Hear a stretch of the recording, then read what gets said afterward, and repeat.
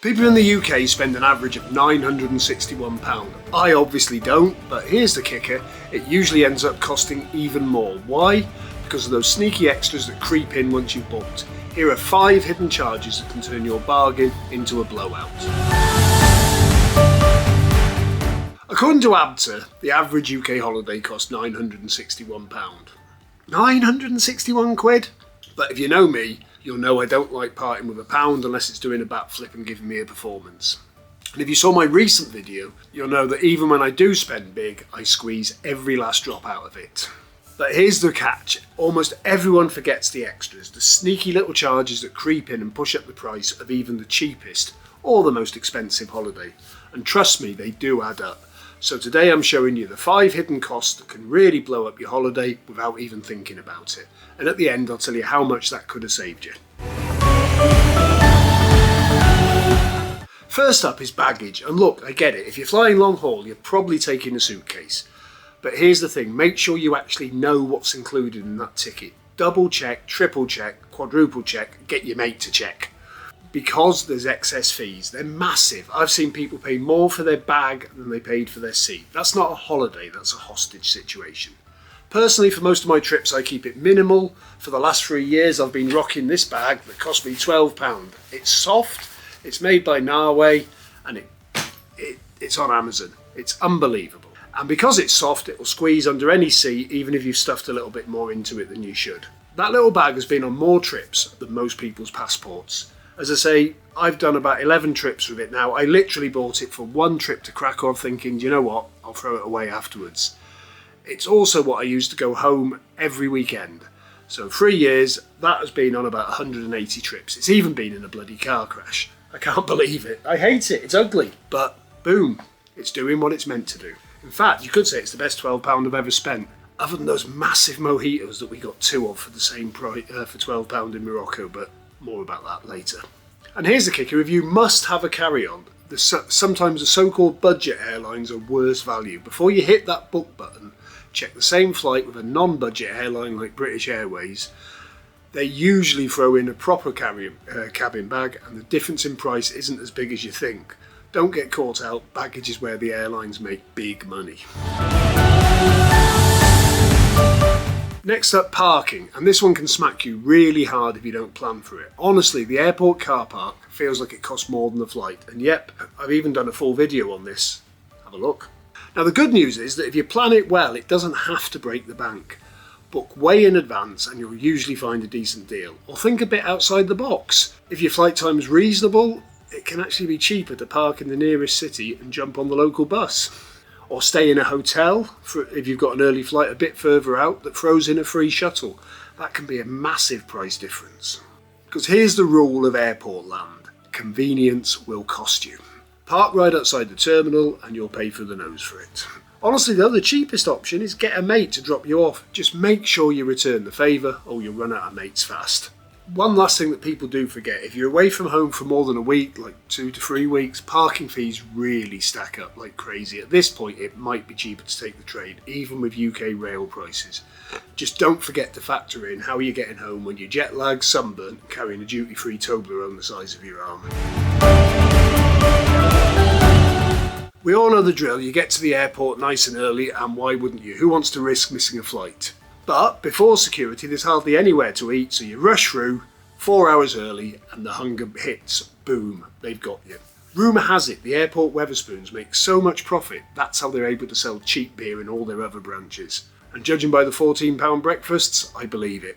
But here's the thing, you don't have to get fleeced. If you're flying long haul, resist the temptation. The airline's already included food in your ticket price, so don't buy dinner twice.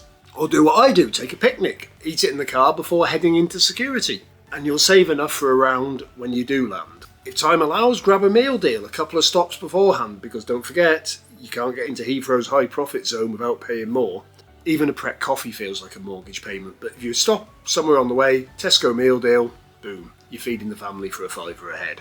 Here's a cheeky one, if you've got a bank travel pack or the right credit card, check the price of a pre-booked lounge. Unlimited food and drink, comfy chairs, and it can actually be cheaper than a cheeky Pret inside the airport. Plus you can smugly sip Prosecco while everyone else queues for Burger King. If you're paying full whack for it, it's probably not worth it. But if you've got a travel pack where it's included in your insurance, again, check. Research, research, research.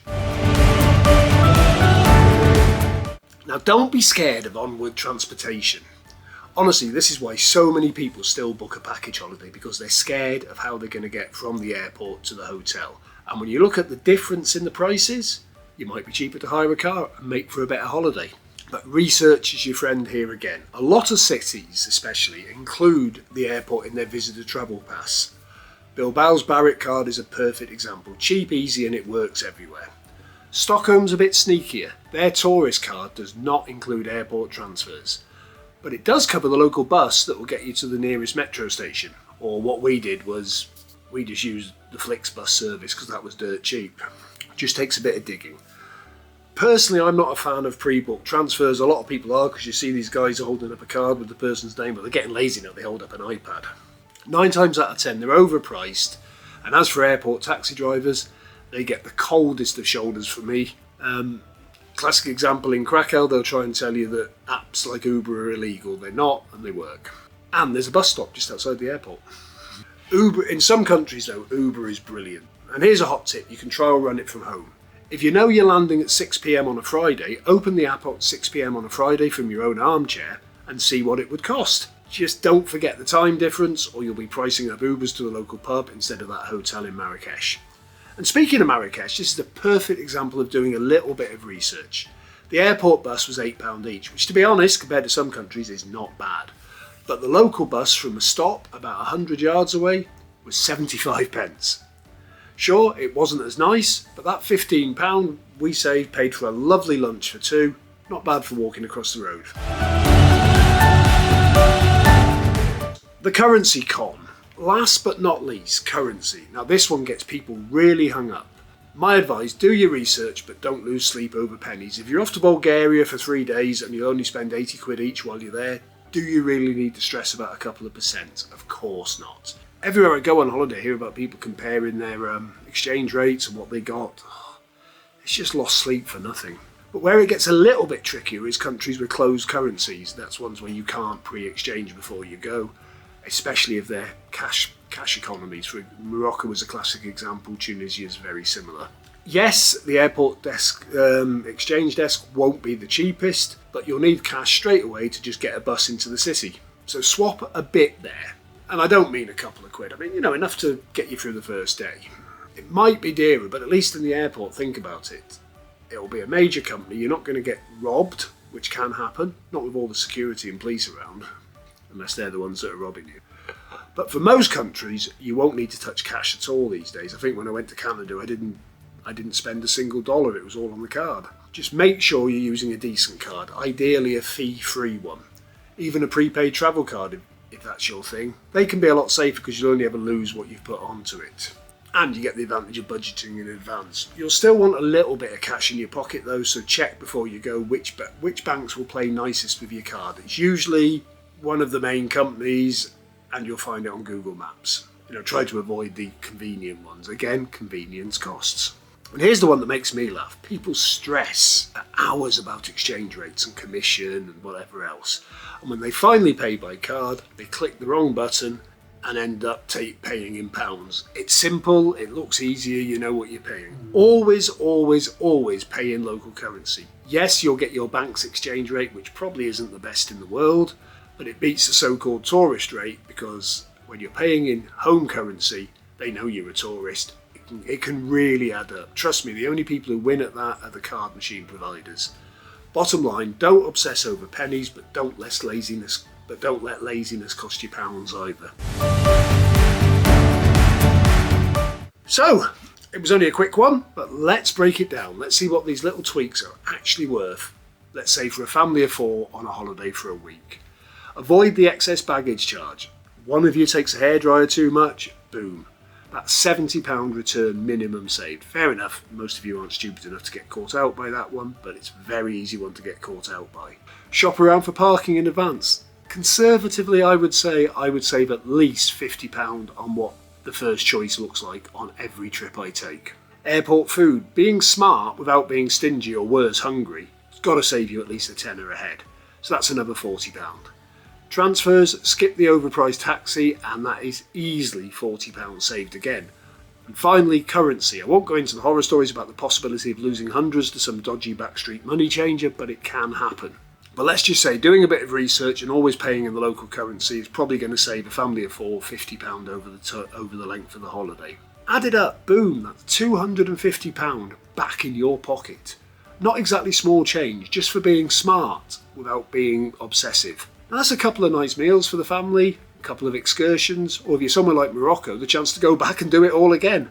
You think I'm joking? You really need to watch more of my videos. Talking of which, the only way this channel is going to grow is if you like, comment, subscribe, hit notifications, and more importantly, tell me what you want to see stuff about, tell me what I'm doing right, tell me what I'm doing wrong. That was a quickie for Saturday. We'll see you on Thursday, where I'm going to drill down the top 10 things I want to do in Malaysia. Thanks for watching. Take it easy out there.